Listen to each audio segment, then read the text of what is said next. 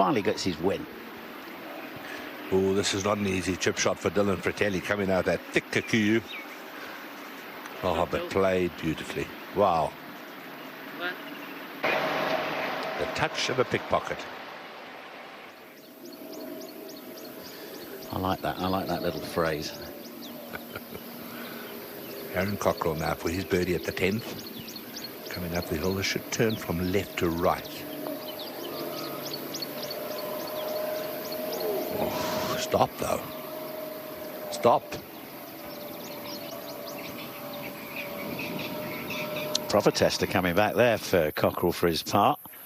Not had a drop shot all day.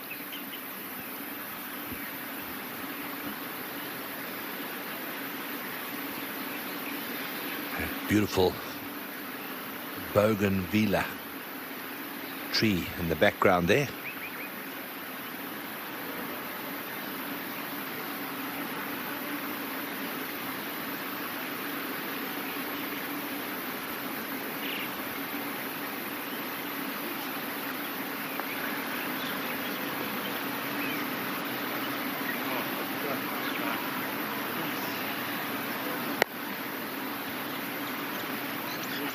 There he goes at the 12th. JC Ritchie, 3-wood. Oh, Arnold Palmer then finished there. The king is back. Yes. But, oh, he's going to have a hard time finding that ball, I think, if that's gone into the jungle. Let's hope it's short. Having a great day. 7 under par through 11 holes. JC Ritchie up to within 2 of the leader, Bezuidenhout. Par putt for Frittelli. This to turn in 35. 36 to front 9, 36 coming home. Well done. So they'll get on. They get on buggy cars now because it's quite. They've flipped the 9s round. It's quite a long way to get from the 9th to the 10th tee. We're talking about Arnold Palmer there. Yeah. Arnold Palmer played in the very first tournament they ever played here. He was in the field with Lee Trevino. Aaron Cockrell now for his par at the 10th. Oh no. But that was the fault of the first putt. He just hit it way too hard.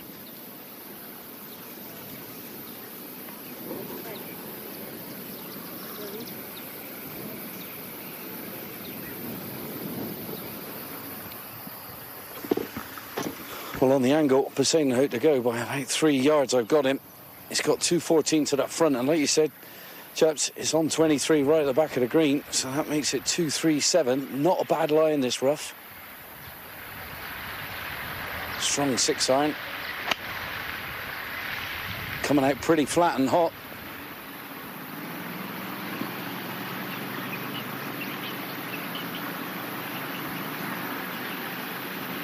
That's not too bad. From 237. No, good shot. John, you'll be pleased to know your friend Marcel Seams had 3 birdies on the spin to get to -6. Oh, good lad, Marcel. I mean, he's been struggling. It's nice to see him come into some kind of form. He's been working really hard at his game. Just like this, man. John, Donaldson. Do you think he duffed that off the tee? I mean, we got the view here from behind. He can't see the green. He's got to go up and over the trees. I mean, he's only about 15, 20 foot on the fairway, finding the front of the fairway. Yeah, he couldn't have caught it, Boxy. I mean, he's taking his full club length back as well, so he's going over the left side of that little tree I'm talking about. This has got to get really high really quickly. 2:30 to go. Well, he has got it up very, very high. So he's got the height. Has he got the accuracy? He has. That's. There he is, Marcel. Look. Now the figures on the right, that's the projected rate.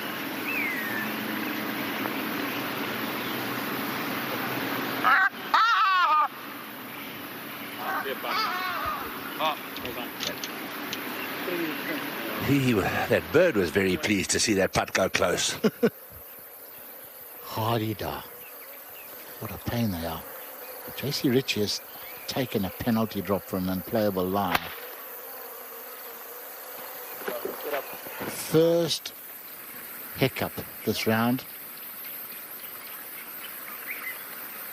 And phew, that's not easy. He's got to go up 2 tiers to get to that flag. Three-tier green.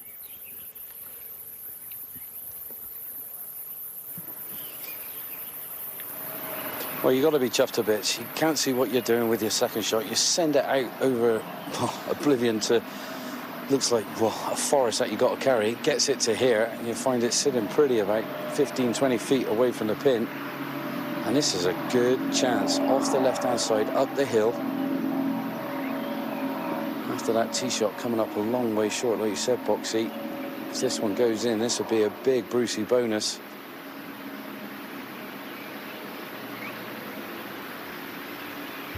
It's not bad. Oh, lovely try. Not to be, but off his tee shot, I think he'd be quite happy to walk off here with a 4. Just dropped a shot on the last hole. Front 9 of 35 for Jamie Donaldson. Turns it 11 under par, 1 behind Christiaan Bezuidenhout. Bezuidenhout was out in 34. Bezuidenhout looking for his second his way in there. He's just got a little bit of a problem at the 11th. Birdie putt for Loughton at the 10th. Very fast from here. Look at that. You cannot believe that. Look at it. Still got a nasty one coming back.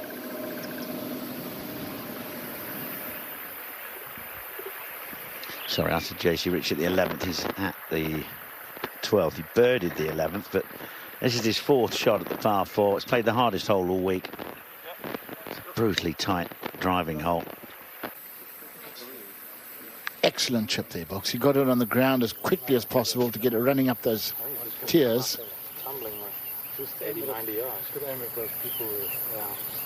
After seeing that South African swing, did you get given the Sunshine Boys book? Was that in your room last night? Do you know, yes, it was. And I obviously didn't have a flick through it, but I had a look through it this morning. It looks brilliant. It really is. It's just been published by one of our top writers in South Africa, Dan Retief, put the whole thing together. And it really is a fabulous book. It's a history of the Sunshine Tour. So the Sunshine Tour has been going pretty much 50 years. Did Tony get one or not? I did. I spent a couple of hours going through it, and anyone interested in Southern African golf, I would recommend it. It is brilliant. The Sunshine Boys. Frittelli having to throw himself at this to dig it out of that lie. Wow. Tell you what, from where he was in that lie to that pin, that is just a brilliant golf shot. I didn't think he could get it that close. Okay. Yeah. Happy with that, eh? I'm 100% happy. Do you know, while we're talking about books, in, if anything, I mentioned Abe Siegel. And there's one of the best books I've ever read was a book about pretty much about Abe Siegel by Gordon Forbes, a tennis player. And it's about tennis in the old days when it was all amateur, when Rod Laver and them played. It is one of the funniest books you'll ever read. You must get it. Gordon Forbes. It's called A Handful of Summers. Excellent. We'll get that. Oh, excellent. Lovely shape there. Almost like a queen's There was wife. another book you were going on about, Dale, because I know you. I mean, your pro shop at your golf club there, you must have over 3,000 books in the pro shop. Yeah, we do. We have a lot of books here. Yeah, and what was I going to say? It's coming back. That's old age, you see. It's James terrible. Oh, yes. Dodson, Final Rounds. What's the other one? Golf in the year 2000. Oh, that's right. Yes, Golf in the Year 2000. Written in 1900 about how golf would be in 100 years' time. It's brilliant. Oh, wow, that sounds interesting. It's such fun to read. The name is? Golf in the Year 2000. Have you read all 3,000 of them, Hazy? I haven't even read one of them. Oh, I was going to say, you don't look I coloured in a few of them, though. You don't look 410 years old. It's a great collection. Driver in hand here for Bezuidenhout at the 10th.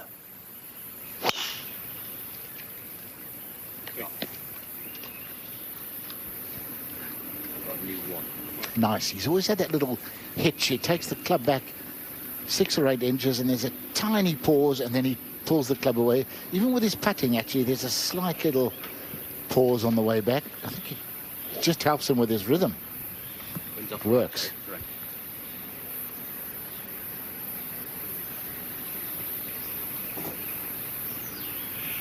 Fairways hit. Greens in regulation. Putts Bezuidenhout 5, 8 and 15. Up the hill, into wind. Carry it. Carry the bunker. Carry it. And it did. But Frittelli had a tough shot. That'll be even tougher. Slightly on the downslope. You would think middle of the green would be a good choice. Let's just watch Burmester. What a fantastic second shot. Stone dead. In for his birdie, a 9 under now. Just 3 behind.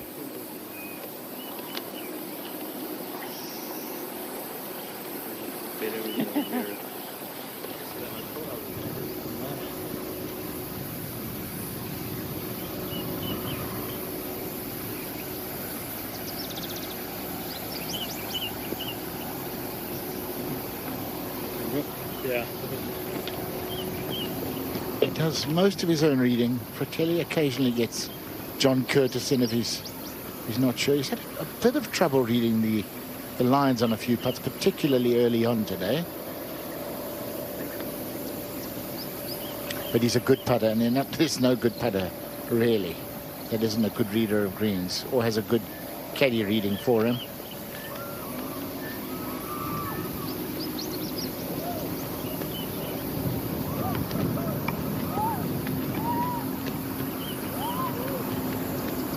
I think there's a party behind this 10th green.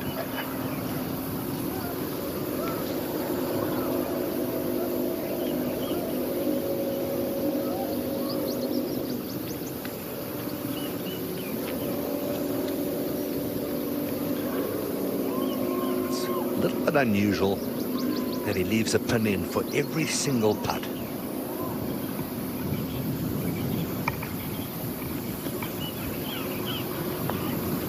And I find it amazing that he only has one look down the line. And I mean, that is just a beautiful putt. What a birdie from where he was off the tee.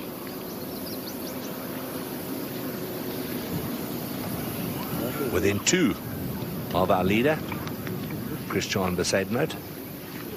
They're having fun out on that lake. I think they've got one of those big bananas that they tow behind the boat.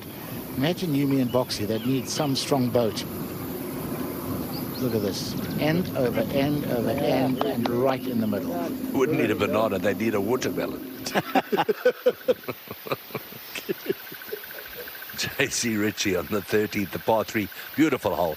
Tee up high and you hit down to the green over a little dam that's short of the green. That was an excellent bogey he made on 12. And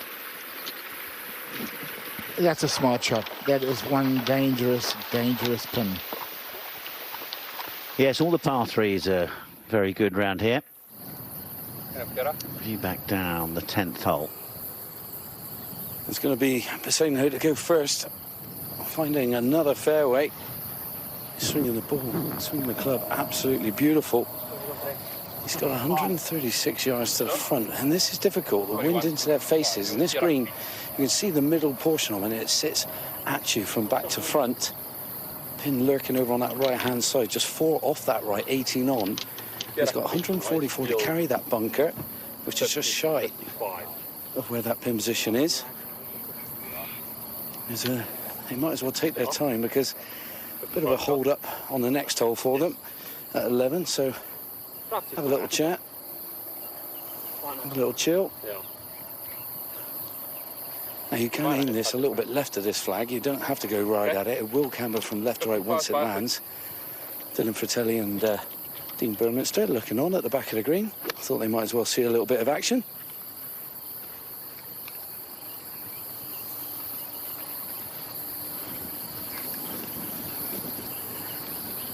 Just a 9-iron here for Bezuidenhout.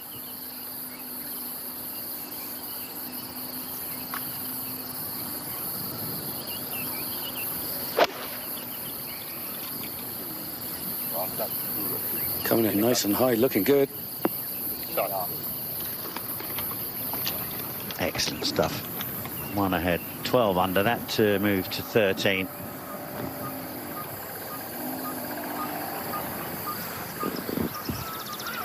Getting a big old high five from his fellow countryman behind the green. Now Donaldson in awkward position. This is not a nice lie. Got to gouge this one out. See him bailing out left here. Go hard. Go hard. Go on. Go on. Go on, run it out. Nah. Well, he's on a little bit of an upslope for his third, which will help with a bit of natural elevation there. Should be able to get some stop on that as well. So it's very fast coming from that side, though. So the final group making their way up the 10th into the back 9, and just the 3 players in double figures are under par so far. And there's your Race to Dubai rankings on the right. The projected standings, if they were to finish where they are right now, that is where they would go to in the Race to Dubai. Lewis Loughton would be up to 71, but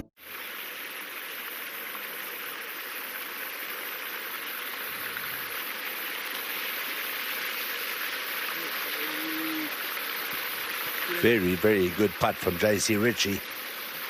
That'll be a par. He'll stay 9 under.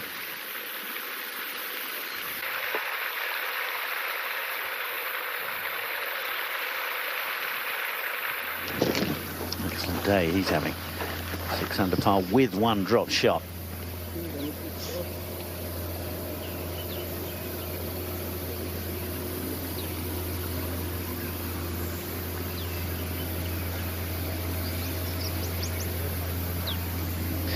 Big putt this one, John. Yeah, what a cracking shot in here, Bugsy. Now this one just outside the left, dribbler down the hill for Bezuidenhout. Big putt.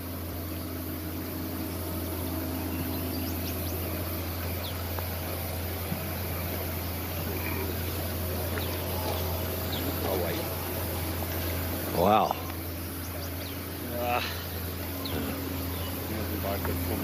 Jamie Donaldson's going to drop at least 1 shot here at the 10th. That was a power lip out, wasn't it?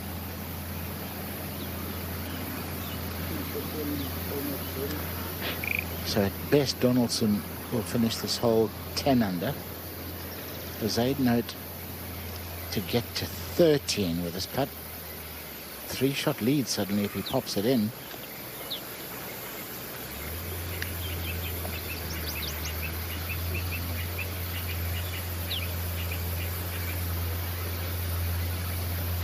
He was 2 behind after the 5th hole.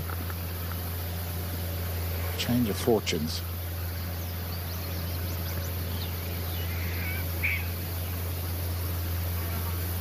Well done. Nicely done. Very nicely done.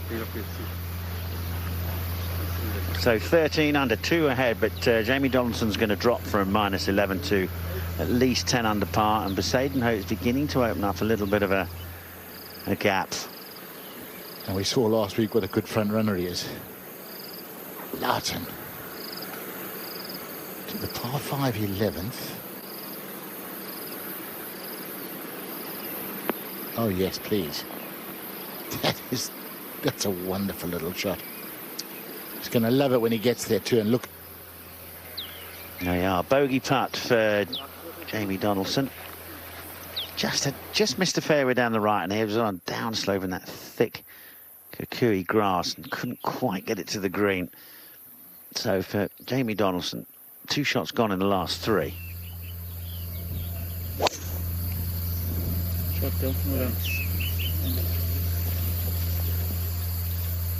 yeah, good drive from Frittelli. Dead centre of the fairway. This par 5, if Burmester gets one away here. Oh, he's not even going to try. He knows he can get home in 2. I think he's just a bit worried with the driver. You know, you can't spray a driver wide on this golf course and get away with it. It'll just eat you up. So he's got the power to get a ripper going with his driving iron. Good, doesn't it? He hit 2 2-irons. He hit that iron there, that 2-iron, and he hit another one from around about there yesterday. Maybe a little further down, but he knocked it on in 2, made an eagle. Magnificent.